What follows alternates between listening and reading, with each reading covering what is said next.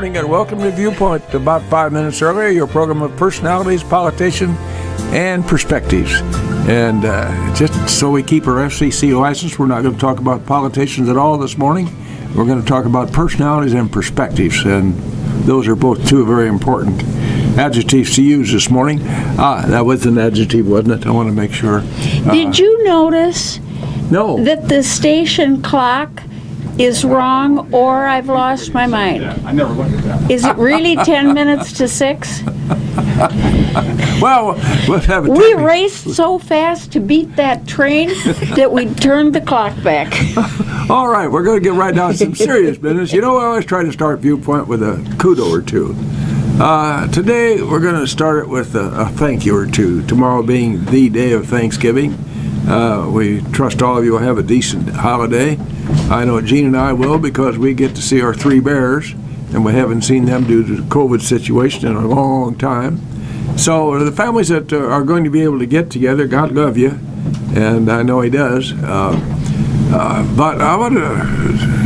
we have a guest this morning that's done something unusual on our square, on the west side of our square there, called Small Town Creations. Number one, that's a unique idea, a unique title. And what you find inside that door once you go by the usual lovely Christmas gifts that are wrapped outside our front door is an invitation to come in, which is clever. You'll find a very unique store. So Kathy Williams is with us this morning, and she has something she wants to talk about. So go right ahead, Mrs. Williams. Thank you both for having us here today. We are... obviously, like you said, I am the owner of Small Town Creations, but... And a whale of a job you're doing. Thank you. Thanks. More importantly than that, though, we are here representing the whole downtown Lincoln. So we try to always do a event that for Christmas and for Small Business Saturday. And so this year we're doing, again, our Christmas Express. And we are going to start on Small Business Saturday. We'll have our kickoff. And we kind of kick it off actually Friday night with our tree lighting ceremony for the trees. I love those. Thank you. It's a great way to spread Christmas cheer, and that's all it's about, is just to make holidays can be hard on people, whether it's loss of people or, they're not with their loved ones, whatever the case is. And it's just a great way to spread some cheer. So we kick off our weekend with the tree lighting ceremony at 5:30. And then right after the tree lighting ceremony, we're going to start with the horse and carriage rides, which are free to the public. The different downtown businesses sponsor those so that people like yourself can go down and take a spin around the courthouse and just kind of relive, old times or whatever, and enjoy the trees and the holidays. Oh, you've worked so hard to make this lovely. I hope your evening is perfect weather-wise. I do too. This is our third annual tree lighting ceremony, and the first 2 years were great. We started. First year we had 45 trees. Last year we had 65 trees, and this year we have 100. It's amazing. Do you think it grew? Yeah. Now, those things just didn't sprout up. That took a lot of Armstrong power to get those trees standing on that courthouse lawn. A lot of volunteers, so kudos to them. By golly, people come out of the woodwork to help. Then, of course, around the square, we have a number of nice places to have a little refreshment or two. I'm not going to start naming them around because I'll sure as the world I'll forget somebody, and I don't want to do that. But I will kind of tip my hat in the direction of Lisa and Jim Drew, the Sorrentos, and I don't want to denigrate any other restaurant on the square because they're just as deserving. But I have to mention Lisa because she's the one that called me and tipped me off to get Mrs. Williams up here. And I think I double booked today, but we'll work that out somehow. Mrs. Williams, tell us about Small Town Creations. How you got that started? I'm going to give you a little, and I'm not going to charge you a little commercial at all. That's up to Mr. Ash, and I'll talk to you about that commercial. So tell us about how your conception of Small Town Creations. We started in 2016, and we actually. We live out by Busby in the country, and we started doing paint parties.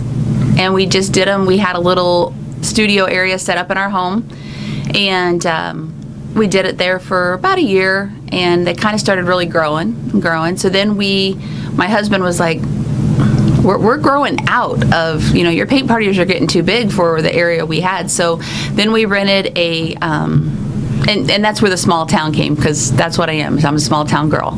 And that's not all bad, by the by. I'll take it every day of the Yeah, week. you bet. So then we rented a small storefront over on Sangamon Street, right next to Renew. Mm-hmm. And they actually took it over, our area. They took over after we moved out.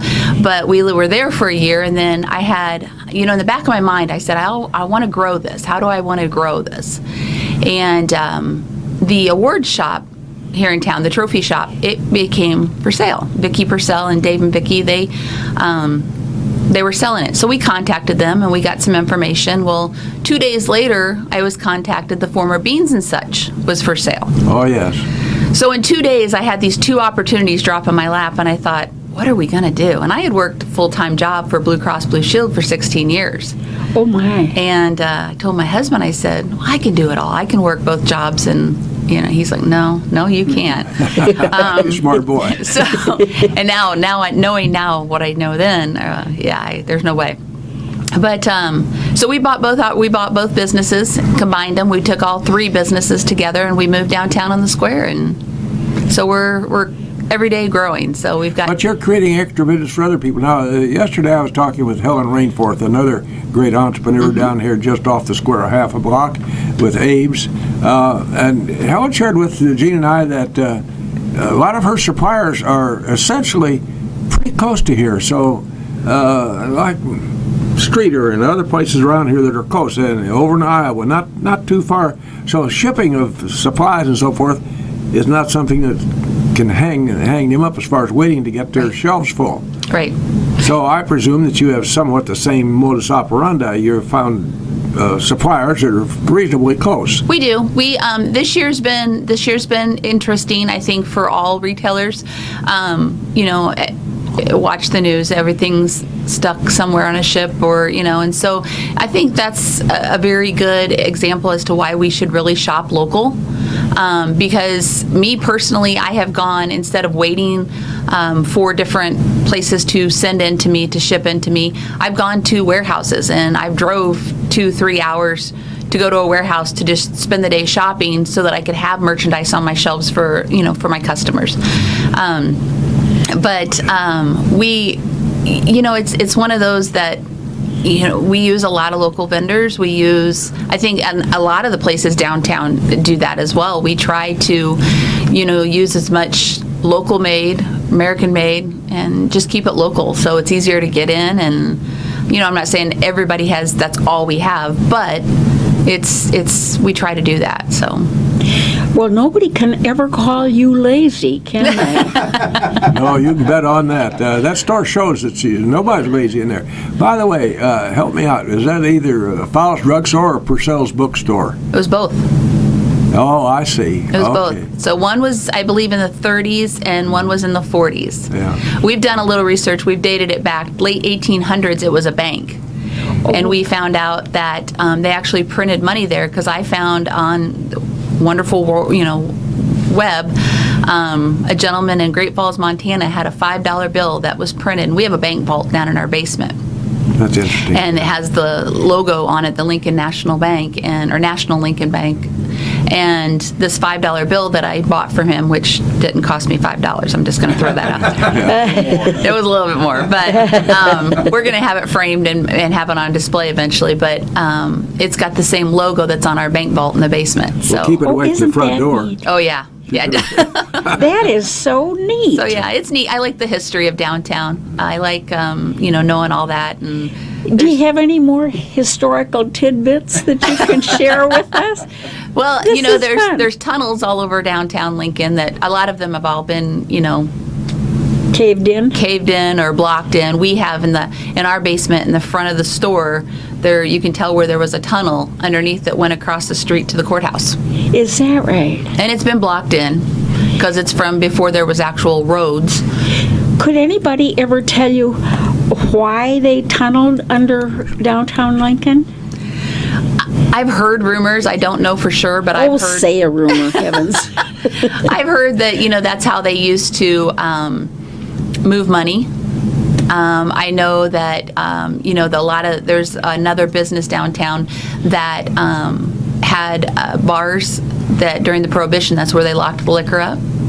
Oh, really? So, and those are just things I've kind of heard or read. Yeah, that was to my frustration, by the way.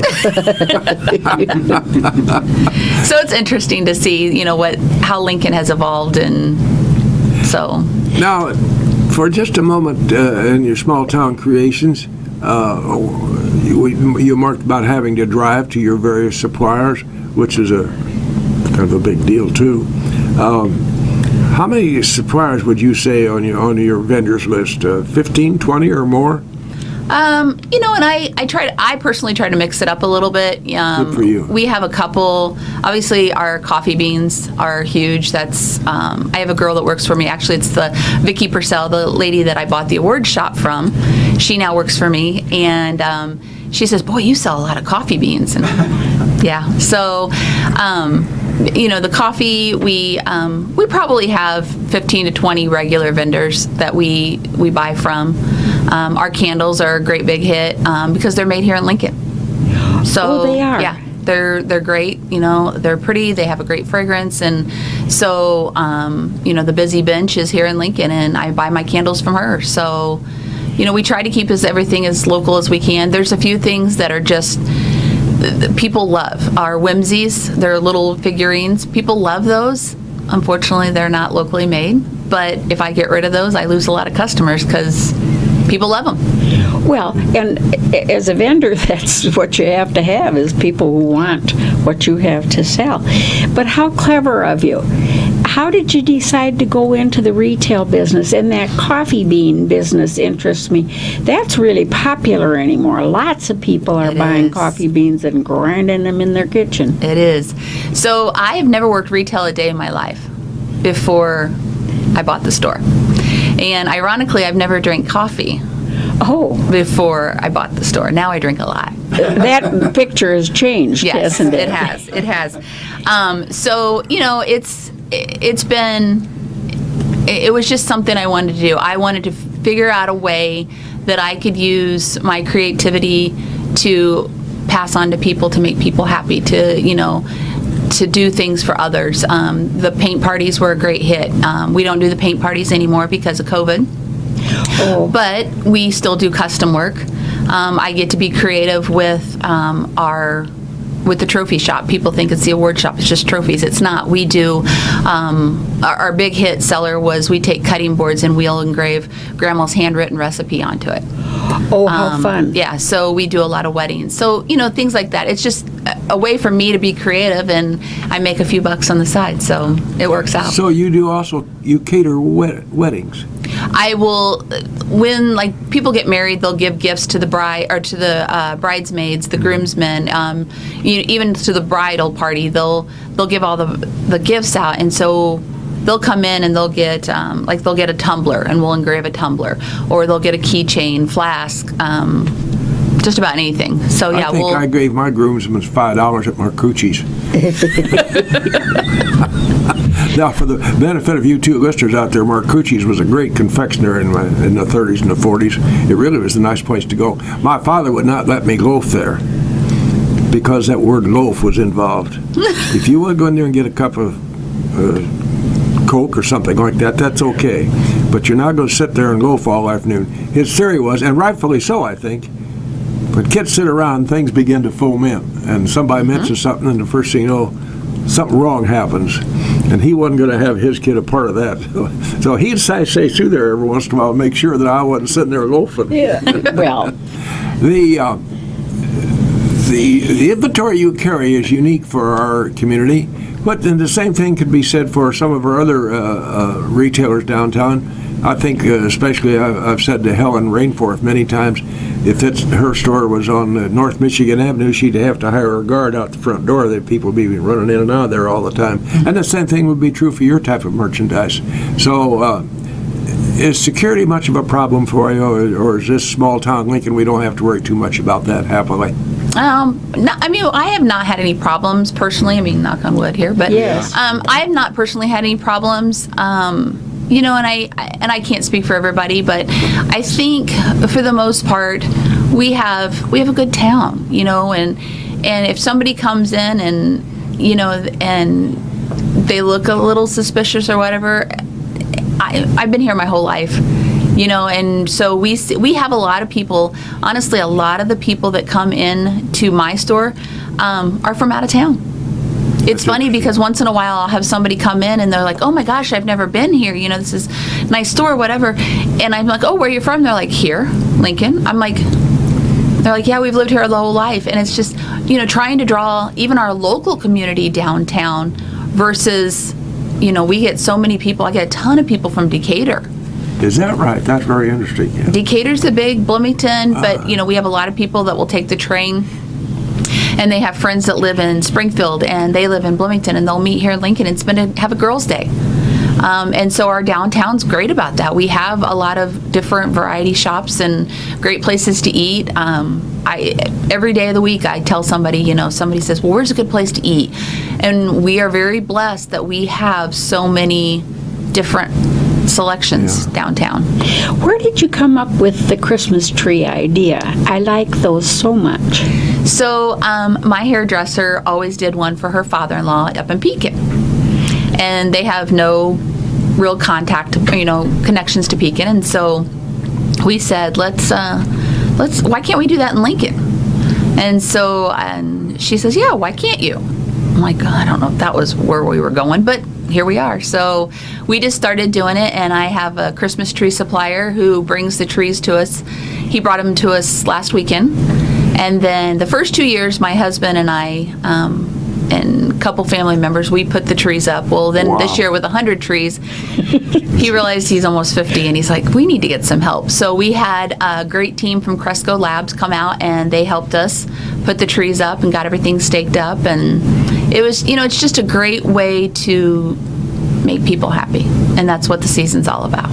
Well, bless your heart. Now, Mrs. Williams, you indicated before we went on air that is it you're president of the tourism board, or Yes, the Bureau. Mm-hmm. Well, good for you.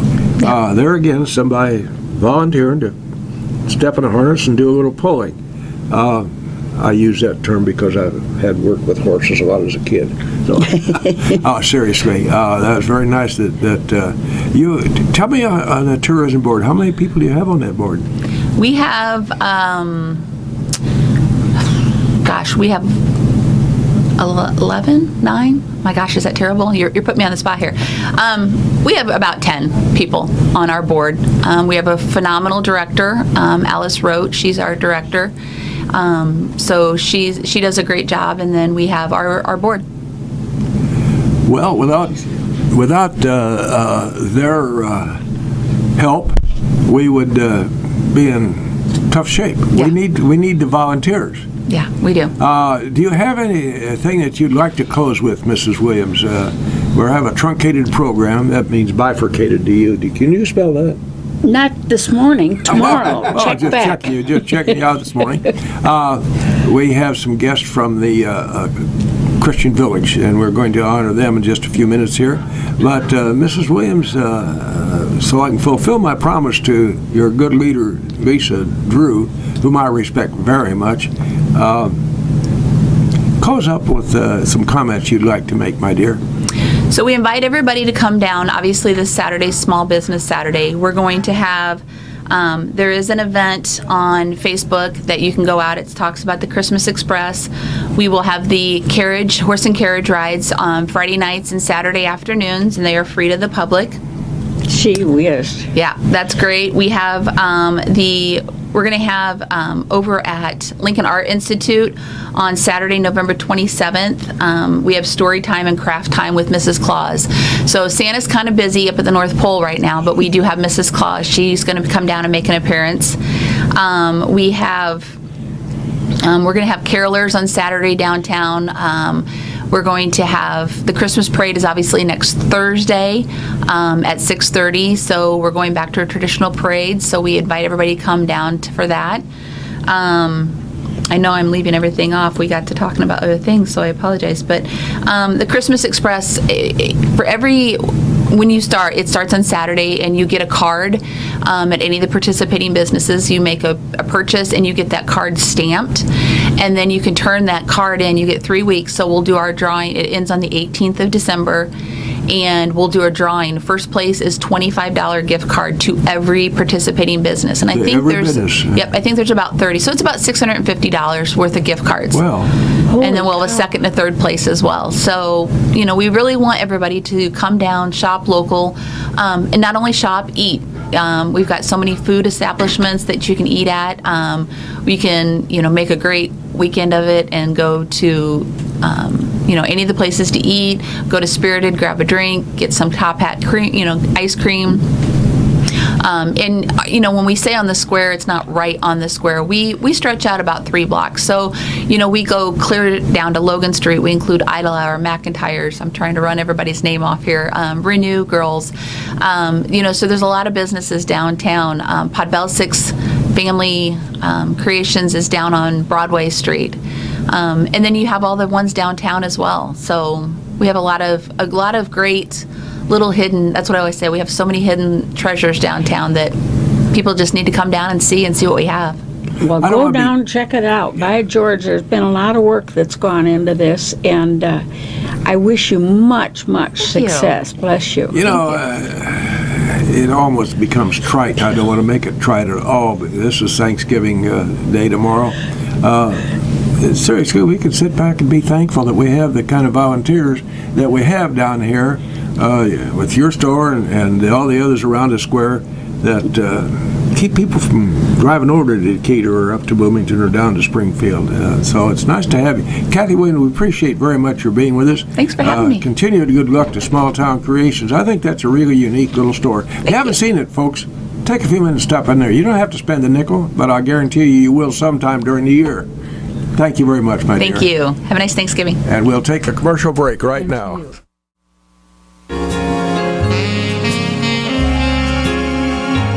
And right back live in the studios here at WLCN. High on the point here, windy, what the heck is the name? Lazy Row. I knew it was some row out here. Windy Acres. Due to the magic fingers of Mr. James Ash, we're back on the air again. I'm going to let Mrs. Busby introduce her 2 guests because that's what she does better. Oh, do you think? Yeah, I think so. Well, go right ahead. Try it. I'll tell you, 82 years, and that's the first thing I've ever done better than Bill. We are going to talk about Christian Homes. Andie Halley, right? With some thanks. Yes, and that's the truth. And Andie is the administrator. Yep. And Janell Woolard, whom I've known for about 100 years. And I'm blessed for it. Oh, bless your heart. That's just what I told you to say. Community liaison. Yes. Well, anyway, here we are, and Bill and I live at the Christian Homes. Not together. We asked Jean, and she thought that would be uncomfortable for her. So Well, she wasn't very she wasn't even very nice about it. I know. Sometimes she can get real snarky. So I didn't move in with them. I got my own place, and it's very, very nice. It's just wonderful. I was saying to Bill on the way up, they've kind of designed them like a trailer house. When you look at a mobile home from the outside, it looks dinky, and you think, how can you have both a kitchen and a bathroom in there? Mm-hmm. But by golly, you get inside and they make use of every square inch. Well, that's how these double bungalows, these brick double bungalows are at Christian Homes. All the room we need. Yeah. All the room 2 They're people just need. wonderful. Well, there's a commercial for you free of charge. But I'm telling you, we're happy out there, aren't we? Yes. And Jean's happy I'm not living with them, so that's all 3 of us are happy. But it's a great place. And have you been in... I got a comment, but I'll just remember this is a family show. Now she's going to be really snarky. How long have you been with Christian Homes? I've been the executive director for about a year. And have you been in this line of work? I worked in healthcare since 2008 was really when I started working in healthcare. Started in the hospital, the wellness side of At ALMH? actually at Hopedale Medical. Actually what? At Hopedale Medical Complex. Oh, yes, I see. Uh-huh. Yep, and The I was- Ross brothers. Yeah, the Rossies, yeah. Or Rossi, So I yeah. was there from 2008 to 2019. And that's a good Yeah, long so while. that's when I got into healthcare, between wellness and administration and HR and compliance, and really started working in the senior living area and grew to love it. So Well, I tell you, you're in the right line of work. Really. And She is. Janell, how about yourself? I have been with the Christian Village going on 3 years. I've been in the industry doing what I'm doing for about 5 years, and I absolutely love the opportunity that I have to serve the senior community of Logan County and to serve Logan County as a whole. My husband has joked for most of our marriage that I not only have roots here, but my roots are made of concrete because there's no budging me from Logan County. I absolutely love my area. I love the people, and I get to have this position that allows me to serve our people. And I love our senior community. I have a heart for them, and you guys are pretty active. You guys are far more active than people think you are. absolutely. Oh, lots of comings and goings out there. Yes. People have a car, they just buzz around, don't they? Yes. They do. Well, I'd like to brag on your husband just a minute. He's a champion of the golf league this year. Yes. And that's a big deal. Yes. And by the way, Mrs. Woolard, she inherited a really nice mother-in-law. We had Elaine up here with us some time ago talking about the Christian church and their celebration, and I found her to be a delightful lady, so I kind of spilled over to her daughter-in-law. You girls represent what we like out there as residents of the Christian homes. You serve a large spectrum of people, from those of us who are more mobile in our duplexes to those who have to be in shelter care all the time. And so you wear kind of broad brim hats. What would be the most challenging thing? Let's start with you, Mrs. Woolard. What's the most challenging part of your job? Being nice to people doesn't count, because you sure had to do a heck of a job with that. She's going to say the administrator, because I don't ever get her back to her fast enough. I would have to say the most challenging part of the job has been COVID since March of 2020. Yeah. Oh, my. Are we all tired of saying that? We're all tired of hearing that? Yes, but the truth is that's been a challenge. And healthcare has had to know how to change quickly with the regulations that come out on a regular basis changing. We've had to have leadership that is willing to work hard, roll up the sleeves, put in everything they have, and be willing to be willing to stand strong for our community with all the changes coming at them regarding COVID. And the changes coming rapidly. I mean, Rapidly. we could have one set of rules today, and they could change tomorrow, and now they're new. And so trying to keep up on that. Well, even like with Bill and me, neither one of us are 29 anymore. I bet you'd never have guessed that. Wish But- you hadn't have said that. But no matter who you are, that COVID has done something to your life. It's changed things. You just don't have the freedom, the availability that you always had. And I think we're all kind of standing around with our mouth opening, thinking, well, what do we do now? You know? I'd like to speak for all of the residents out there. I may be presumptive in this, but that's okay. I'm old enough to take care of that. The administration at the Christian Village has done a whale of a job in coping with this COVID thing. Not the least of which is making shots available to us on a seamless basis. I mean, we were told to report to the congregate building at such and such a time, and if you showed up on time, you were in and out of there before you knew it. And we appreciate that. Now, that wasn't done without some pre-planning and so forth, and a lot of thought. So, and that's kind of what's going on out there. Administration from somewhere is passing the word down, and Julie King is doing a whale of a job in making sure the residents, she and Martin, young Martin is, by the way, he's kind of a breath of fresh air. Yes, he is. He's a dear. So anyway, I don't want to beat this to death, but we're happy out there. They're doing a great job for us.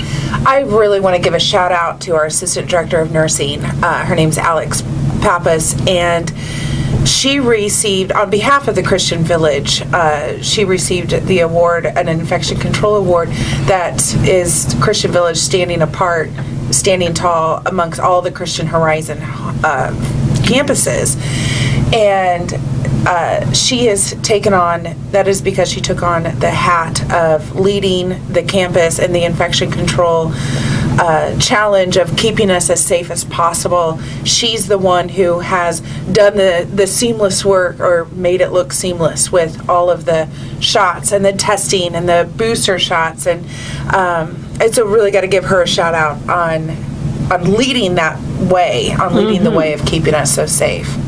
Well, you know, when you're living all together the way we do, if you got an epidemic going out there, you'd have your hands full. Oh, yeah. It would be a nightmare. And especially in an elderly population, excluding Bill and me, of course. Everybody excludes poor old Bill. By the way, the culinary department, those are the kids and ladies and young men who work in their kitchen department. They do, and tomorrow you're going to have a very lovely menu for those folks. And very kind. I think I'm going to do better at Paula's house, but we'd be happy to be down there if it wasn't. We get to Family Day tomorrow. Oh, and good. thank goodness COVID has kind of kept us away from our 3 kids who are very important to us, great grands, and so we're all going to be together tomorrow. So we won't be able to join you, but they're presenting a very nice menu tomorrow. Yeah, where are the ideas for those? That's always been just a bugaboo with me, is thinking about what shall I cook.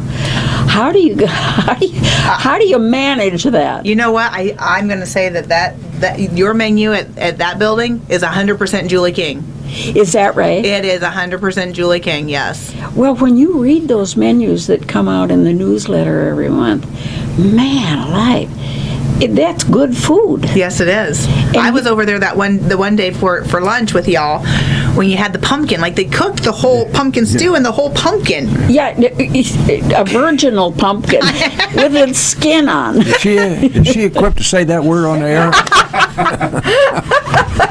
Oh, well, fire me. The FCC is going to come down on you now. You mentioned it. I didn't realize that Christian Homes was a bigger outfit. How many facilities Goodness. are there? We have campuses in 3 states, 4 states. We're in Illinois, Indiana, Missouri, and Iowa currently. Total campuses? 9. 9? Yeah. Now, I don't mean to be nosy, but I guess I am. Go ahead, you've earned that right. How do you do this when you have that many campuses? Does it come from the bottom up, the ideas and the policies, or does it come from the top down? Kind of both. It just depends on the situation. We have some things that come directives from the home office. But there's a lot of times, a lot of our processes and our procedures are from the bottom up, right? Our associates are the ones who are in the trenches doing their work every day. So a lot of the stuff we do and a lot of the processes and how we do it comes from them. They have the ideas. I don't like to tell them how to do their jobs because they're the ones doing their jobs. And so as long as it makes it more efficient and it's great for the residents, which is always our key factor, is it's great for the residents, then we work with those associates to get their ideas into the processes. You know, they have a coffee party for the men once a week, and then another for the ladies. And that's a nice thing because you're in a new community. You know, you maybe lived on the farm for 60 years, or you maybe lived in one of the little towns around. But this brings everybody together. And I said, they were introducing themselves around the table. And I said, we are so blessed, I think, in a community this size to have a facility like this. I can remember when my parents got to be my age, and my grandparents as well. And they went to the home. Goodbye to we nursing home. Yeah. And boy, it was nothing like the Christian Village at all. Well, nothing like it. Well, and it's so important to offer those opportunities for you guys to gather, because really now these are your families, right? These are your new families. This is the home you're Right. living in.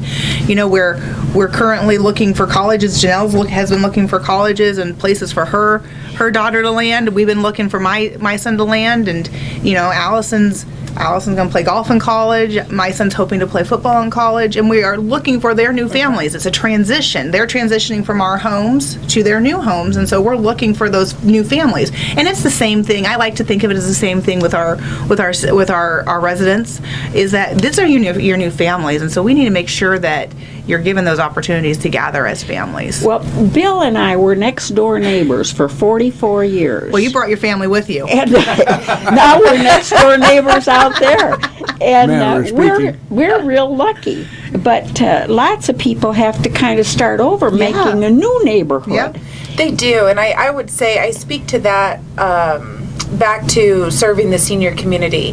The senior community is ever changing and ever evolving, and the needs are ever changing and ever evolving, and it does look completely different, 100% different than when your parents, needed a place. And that's why we love to say it's the Christian Village campus, because we are that full continuum of care that has the independent living such as what you're enjoying. And then we also have assisted living, where you still have a little bit of independence, but you're needing some extra care, you're needing some extra eyes, some extra watch, some extra securities, and then of course our long-term care. And in our long-term care, we're ever changing and looking at the needs of those in our long-term care and how do we best enrich their lives. I just recently admitted a new resident, and very quickly other long-term care residents gathered around her and have just welcomed her in, because that's her new family, that's her new home. So the same thing's happening in our long-term care, of that community. It's a true community, it's a true family. How do you work at promoting that? Because it has to start from some seed somewhere, that you're making the people feel that it really is a community. I would say that's our associates. That is, yep. Well, satisfied, I guess I'll just say satisfied customers. In other words, your clients out there, your residents out there. I vouchsafe to say, without polling everybody, that almost 98% of us are very happy out there and very satisfied, and that's because of what they're planning and how they take care of us. Now, Judy and I moved out there, it was different. We were local, and we knew a lot of people out there. When somebody comes in from Burton View or Beeson or Broadwell, The bees. they may not know anybody. Right. And the staff kind of makes it a point to make sure that people are integrated into the community out there. And it was a seamless move, although Greg didn't think so, our son. He says, that's the last time I'm moving you. Probably. Because physically it was a lot of work for him. On a serious note, it was a seamless move for a couple who lived here in town. And except for Jean missing the fact that we were not on Peoria Street anymore, she loves it. And she's kind of forgotten Peoria Street. Well, not really. But in any event, it makes it nice when you have a community of like-minded people. We're looked at the long run, and it's going to be a short slide from here. But you've both been in the business, in this end of the business for Quite a a while. while, huh? Yeah. Do What you drew like you to dealing healthcare? with the older people? I do. Do you?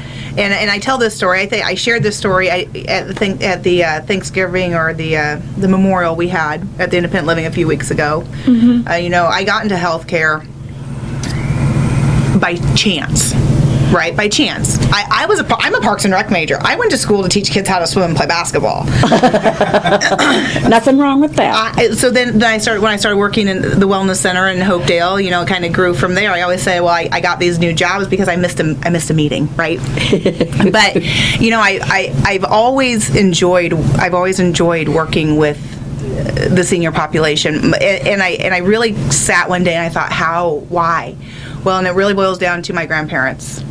How's that? Is that I love my grandparents. My grandfather's no longer with us. My grandma in body is with us, but mentally, you know, I'm not born yet in her mind. So, you know, they were probably the most influential. My grandfather specifically was probably the most influential person in my life. Actually, there's a picture that I had drawn of him, and it's in my office. I think, Bill, I've told you about this picture of him. So he goes with me wherever I go, and I always look at it, and I think about when the staff comes to me and we have to make decisions. I always think about, would Grandpa like this? Would Grandpa be okay with this? But that's such a smart way to approach it. Yeah, and as long as it's so good with Grandpa, good with me. So, now, granted, sometimes I look at him and say, okay, I don't know what in the heck I'm going to do here, but, but you know, I think that's really what has drawn me to working with the senior population, is just always those relationships that I've built with Grandma and Grandpa. And granted, they've always been senior to me, right? I was 3, they were in their 40s and 50s, you know, but that's and the people that I've always surrounded myself with. Ladies, which one of you, or maybe both of you, describe Grace Point on our campus and what its purpose is. Absolutely. So Grace Point is our short-term rehab to home wing. Yes. And I'd love to say, I want to stress on the rehab to home part, because it is home-like. It is very home-like. We want you to feel like you're almost there. You know, you're almost to home, and we want you to be comfortable.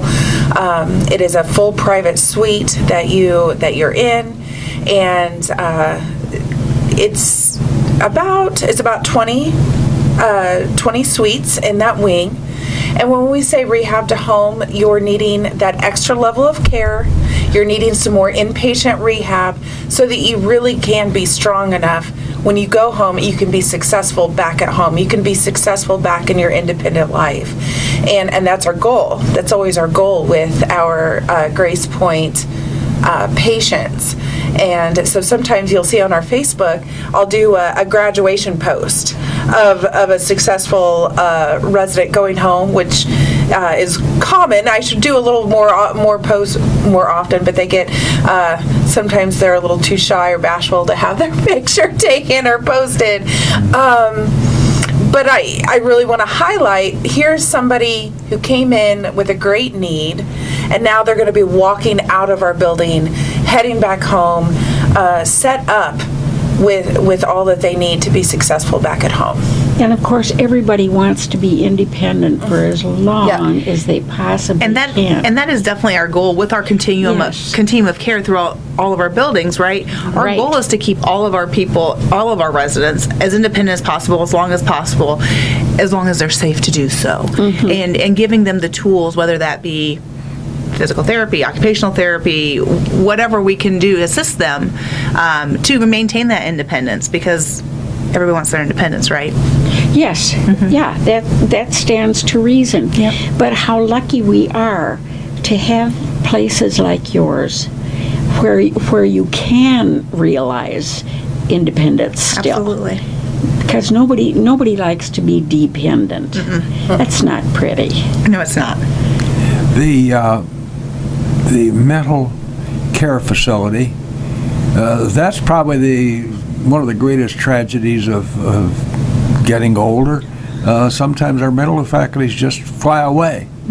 And it's nobody's fault. It's just the way things happen. Be what it be. It'd be what it be. It's harder on those that stay behind. But you do a great job. I know one young lady over there is a very bright young lady, wonderful background. And that's a real tragedy. Takes a lot of special care with folks in that category. Do you look for people who are trained to work with folks who are confused? Well, in our memory care unit, you're right. There are some special trainings and some special. It takes a special person some special skill sets to have the patients to work on our memory care unit. So we look for caring, compassionate people, regardless of whatever position we're looking for. We can give them the skills and we can give them the training. Yeah. We are looking with people who are for a heart, like Janell said, a heart that wants to serve. And if they want to serve and they have that compassion to work with the elderly and to work with the memory care, that's really what we're looking for. And to understand, today we may be in 2021, and tomorrow we might be in 1952. I mean, it just, there's a lot of training that we have to offer our associates on that unit. We have a fabulous memory care director. Currently, our memory care director is Lindsay Starskovic, and she's very passionate about that. But as is all of our leadership team, our DON and our ADON and our nurse educator, we're all memory care directors at one point in time on that unit. So we have a fabulous clinical team who has worked a plethora and they have the backgrounds in all the areas that we serve. That has to be a challenge because nobody likes to not to be able to remember where I'm supposed to be this afternoon. Right. Where are you going to be this afternoon? God only knows.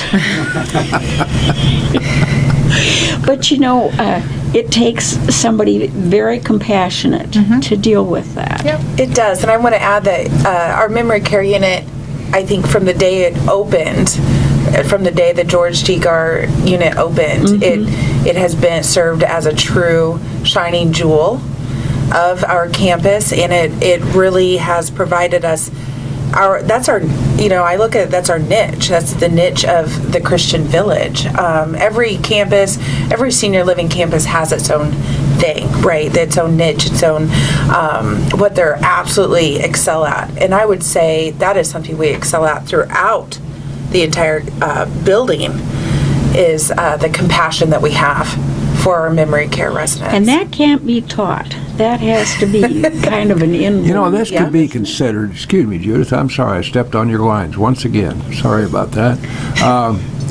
This could be considered a long-term commercial for Christian Village. And I don't think Mr. Ash is going to charge us for that. He may discount it.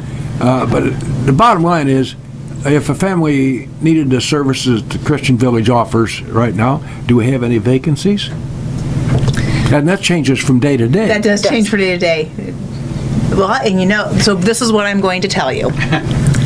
Is it changes from day to day. The best thing you can do is call Janell, get a hold of Janell, and she will, if it's an independent living need, we'll point you toward Julie King. If it's assisted living need, we'll point you to Olivia Muck. And if it's long-term care or skilled rehab, Janell will take care of them. But that's the best answer I can give because, as you said, it does change sometimes hour by hour. I'm sure that's true. That's true. Well, speaking on behalf of Judy and I think Judy and I can speak really seriously, Judy, for our fellow residents out there. It's a happy place for older people. Things change when you get to be old. Some things you don't have to like. Sometimes you do have to like. But the bottom line is you create a warm, fuzzy, friendly atmosphere for your citizens out there. And so we appreciate Janell Woolard and Andie Talley for being with us this morning. Thank you very much, ladies. We thank you so much for having us. Thank you. Happy Thanksgiving.